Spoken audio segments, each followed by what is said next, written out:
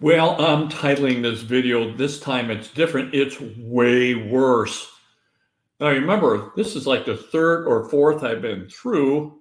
They're all pretty much the same thing. They have a little bit of difference in just texture. They're just a little different all the way around. But one thing makes it a lot different is the amount of liquidity that's been put into the economy and how big the bubble has gotten to be. Now, I was here in Phoenix, Arizona for the 2007, 8, 9, 10, 11 debacle in real estate. Talk about being a bad place to be in the real estate business and being a real estate investor. Phoenix was the poster child for that. Now, this time I don't think we're going to be so bad. I think there's going to be others that probably are going to take that title away from us. Maybe Austin, Texas might be one that comes to mind. Florida certainly is another. But let's talk about what is the difference here and what is the similarities, because I think we're going to have a massive, massive correction coming at us just because of the liquidity that's been put on and the pump of the bubble. So let's go to my next slide and let's just talk about what we have here. So let me make this just a little larger so you can see this. Now, if you remember going back to the great financial crisis, real estate led the way. So real estate started sliding and whole economy followed suit. Now, on our timing models, and again, now I've worked with Dr. Nenner and I've interviewed him for 15 years or so. We always talk about what is going to happen because the cycles keep repeating over and over and over again. And there's little signposts that go along the way so you can see what is going to happen. And then after it happens, then you say why. Now, in the real estate cycle, we have signposts that come along too. So it's not only showing us the continuum, but we are looking for signposts as to what is going to happen along the way to verify where we are on the time continuum. Now, if you look at 2006, you can definitely see two peaks in 2006. You had Q1 of 2006 and Q1 of 2007 was the second. And the second peak, it rolled over from there and was down for a few years before it picked up. Now, this is the median price. If you go to average price, if you go to tier one, you always get slightly different time frames, but it was in a 2009, 2010 before the market bottomed, and it took a good 2.5 to 3 years for it to stabilize out. That's really probably your best time to buy. Let me go to my next slide and let's just talk about this. Now, here we are looking at the Federal Reserve Electronic Data System. We moved it up from the great financial crisis to now, and you can clearly see in this where the bubble starts, and it started right on time. So we call that the accumulation phase, and it started in really March, April, May timeframe of 2020, and that we call that the accumulation phase. It goes up, and you can clearly see on a chart where it started to get very significant. That's the explosive phase. That's the last phase. Now, what you don't want to be buying is when you get up real close to peak one here and peak two. Because once you get to peak one, that's the end. That's the first one that comes in. And there is a lag between peak one and peak two. And it's typically about a year. Now, there's no hard and fast rules. It could be 6 months. It could be a year and a half. It could be 2 years. But once you see it, it is absolutely clear. And there's peak one and peak two. Now, you notice that peak one is the top. So if you're starting to look at any of these here, this is kind of the jeopardy position for you to be buying properties between peak one and peak two, or after peak two is the jeopardy, because if you look at our next phase, what comes right after that? Now, if you look at this timing model, it clearly shows, now we knew that we were going to start going into the accumulation phase. Those two little downturns, we had a double correction in this cycle. They came in directly on time. 2019, it corrected until right after the first year of 2020, we knew that was happening. We didn't know that COVID was coming. Now, Dr. Nenner and I did a video right after 2020. Dr. Nenner was very concerned because he saw it on his charts that something very, very bad was coming. And you can go back and we are on record as saying what happened. But I'm going to tell you that Q2 of 2020 is what showed on our charts. And you can see by the prior this coming out of the Federal Reserve electronic data, that it hit it exactly. Now, I'm going to tell you, we don't get this data for 2 or 3 or 4 months. And sometimes you have to look back a full year before you can really see where these points are at. And we nailed that. So the accumulation phase started Q2 of 2020, that late March, April, and May timeframe. And then it went straight up. And then it got into the accumulation phase and then went into the explosive phase. But see, we're right at the top. We are completing here. We're completing, which means that we're rolling over. This is not a time frame.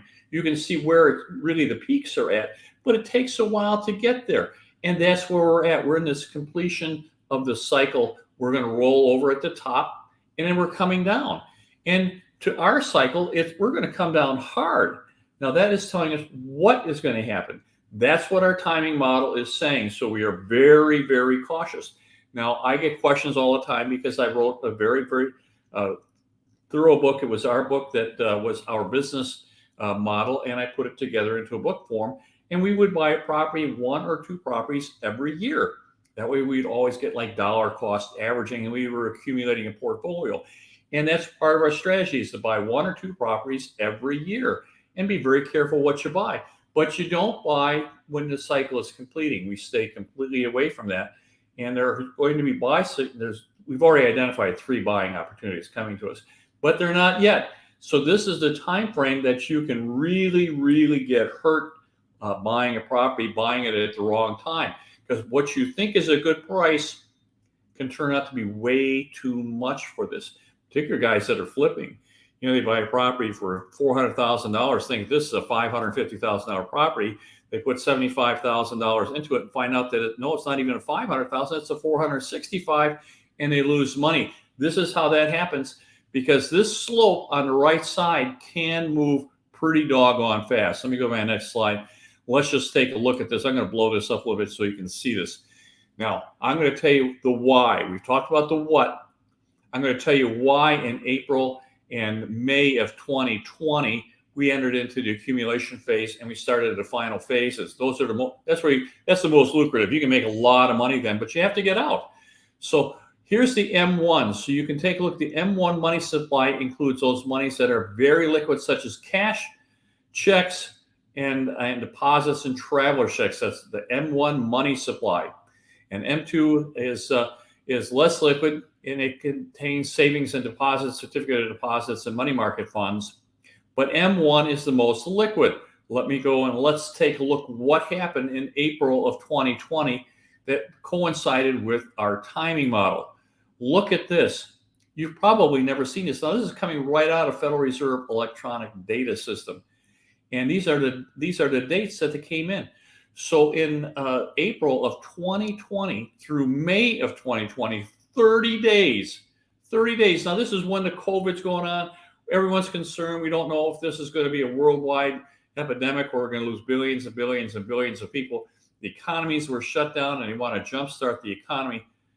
But I'm going to tell you that between the Treasury and the Federal Reserve and the Congress, the M1 exploded by $11.5 trillion in 30 days. Now, let me let that sink in. Do you see how consistent the M1 was for years? It just stayed really right around $4 trillion in M1. And in 30 days, it jumped up to over $16 trillion. In 30 days, they put $11.5 trillion. It was an absolutely unprecedented. And that kicked off our accumulation phase, and it was going, and then which would lead into the explosive phase. Now, this is what the why is. What happened to that? We have to work off that $11.5 trillion. Until that comes out, we're going to be in trouble. So that's what the problem is. This is why you have inflation. If only someone could have thought that you would have inflation and a historic boom. Let's go to the next slide here.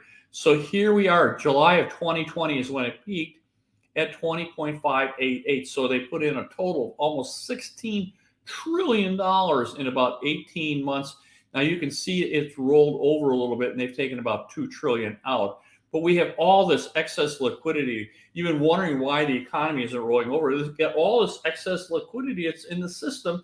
It's still there, and it's going to come out. Now, I'm going to tell you, once you start getting defaults, this liquidity is going to just get destroyed.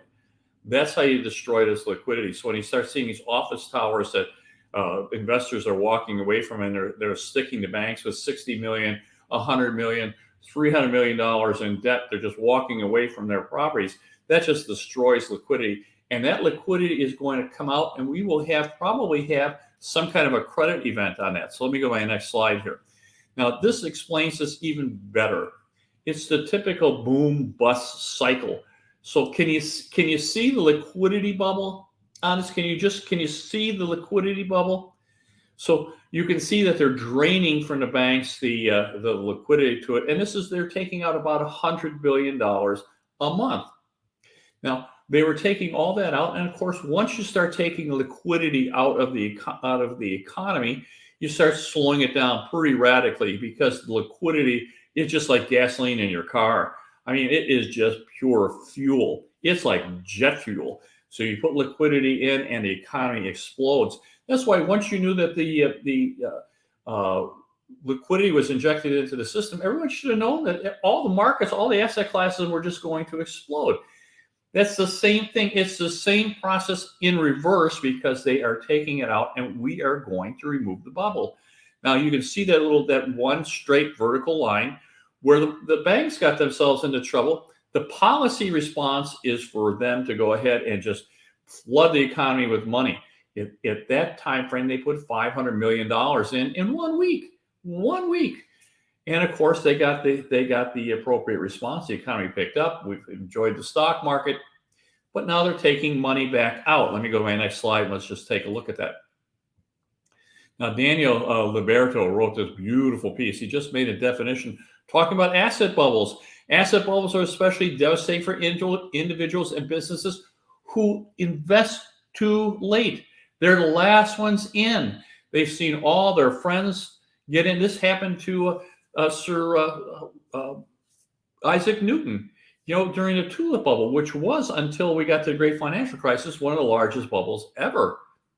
And he invested early, made some money, and saw all his friends doing really, really well. And at the late stage of the bubble, he got in, and of course, the bubble burst, and he lost all his money. That is the risk that we run at this juncture. That's why I tell you, risk is very, very high. We probably want to sit on the outside and watch what's going on, keep our cash safe and parked on the side. So Daniel goes on to say that in this regard, asset bubbles bear a similarity to Ponzi or pyramid schemes. Of course, the inevitable collapse of asset bubbles wipes out the net worth of investors and causes exposed businesses to fail, potentially touching off a cascade of debt deflation and financial panic. Going to happen. That is going to happen. We will have a credit event just because of this, and that is because of it was manufactured by the Congress, by the Treasury and Federal Reserve. They put all this money in. It goes in. Now they're taking it out, and it will collapse. Those that came in too late are really going to have problems. Now, that's going to give us opportunities. So let me go to my next slide, and let's just talk about that. It is going to give us opportunity to make a lot of money. Now, it's going to be at the expense of those that got in too late, because there will be a credit event. A lot of this liquidity is just going to go away. We have about $1 trillion in commercial. Commercial is leading the way at the moment. We have about $1 trillion in commercial that needs to be refinanced. Well, there's $1 trillion of the excess that's going to go out. We have a lot of this around the world, of course. So France is in recession. Germany's in recession. United Kingdom's in recession. Spain is in recession. Japan is now in recession. And we're talking about China. We're just not sure where they're at, but they are struggling too. A lot of this liquidity went overseas. A lot of overseas liquidity came here. And of course, it's going to be resolved, and it's going to be destroyed, and it's going to be removed out of the system. And once it gets removed, prices are going to tumble. Now, I'm talking about prices of both commercial properties and, of course, housing. Housing isn't completely unaffordable, but there's demand for housing. Demand is incredibly high, but not at these prices. People would love to have a house. They just can't afford it. So either the wages have to come up or the prices have to come down. But I'm going to tell you, The system is going to resolve that. And my guess is that we're going to have some kind of credit event. Prices are going to tumble down. And that's where we want to buy a bunch of these things. So if you haven't had a real big boost to your 401k or to retirement, you're going to get an opportunity to make a lot of money. We'd love to be involved with you. You know, we do a lot of consulting. We're we're accumulating some cash right now because we're anticipating buying some money. We don't necessarily need your money, just some commitment from you. You're welcome to reach me at West USA Realty, and we'll talk about that. We're also having some classes here in Phoenix talking about how you can take advantage of this great marketing opportunity that's coming to us. So if you need me, if you'd like to talk about your portfolio or how you can get involved, you can reach me at this number. My very, very best to you guys. Bye-bye now.